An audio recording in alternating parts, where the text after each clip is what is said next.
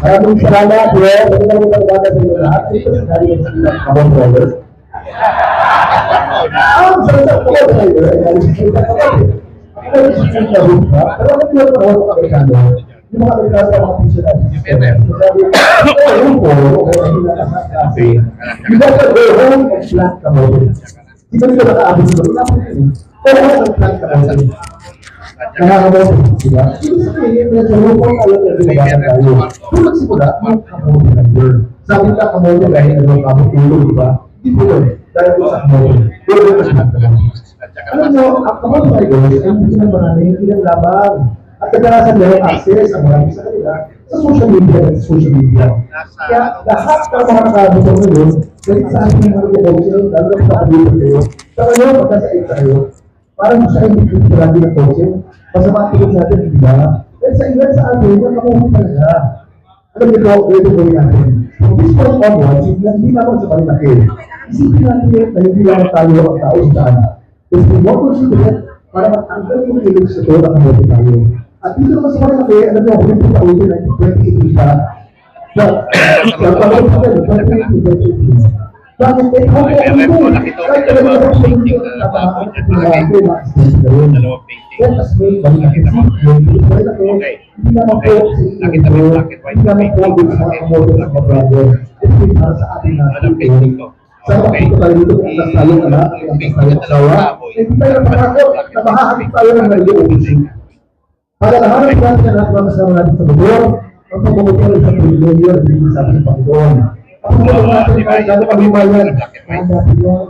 Eh, hindi mo sinasin natin. Hindi mo pinakausap natin pag magkakapitan ng iba.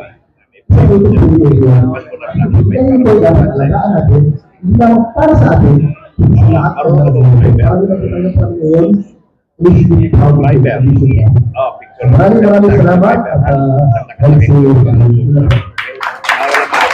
Yan po, ang sinip, hindi ko lang yun. Yung naman po, siyempre hindi tayo patay, isa ka lang nagsalita, diyan po tayo. Hindi naman pa ako niyo, sabi niya, kailangan magsalita ka doon, icon ka eh. Hindi pwede na lang ka doon. Meron pa rin sa iyo, maraming salamat sa efforts ko ha. At pinapasalamatan po namin, saganang akin po, sampu ng aking mga kasamahan sa Ride PH, mga kasamahan pong rider, sa bawat isang participant dito sa Make Marilake Safe Again. Palakpakan po natin ang ating mga sarili.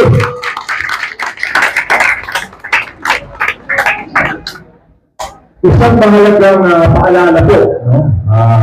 Ganito po yung mga kaibigan natin na tumatakbo, no?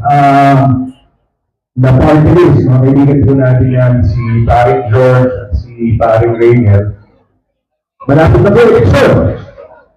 Eh, alam naman po natin lahat kung ano ang nangyari dun sa isa natin sinubok. At hindi natin, yung iba sa inyo, na sumuporta dun sa isang party list na mahilig na po doon. Eh, hindi ko alam kung anong napala niyo doon, pero parang isang malaking tarpaulin lang na isang malaking mukha niya doon at nakalagay doon. Right, ingat kayo sa mga rights nyo, mga paps. Eh, 3 taon, parang, naramdaman niyo ba? Ngayon, dahil napasok tayo, itong mga kaibigan natin, bantayan po natin kung anong kanilang sasabihin. Intindihin natin kung tuto pa rin nga ang kanilang mga pangako. Bantayan po natin ang kanilang mga sinasabi para sa darating na Mayo, hindi tayo mapasok. So yun lamang po, all-star po yung mga nakikita natin dito, no? Champion Rider, Mr. Anglas, Kuya Nick, si Sen JV, kulang na naman po si Vice Ganda eh. Maraming salamat po at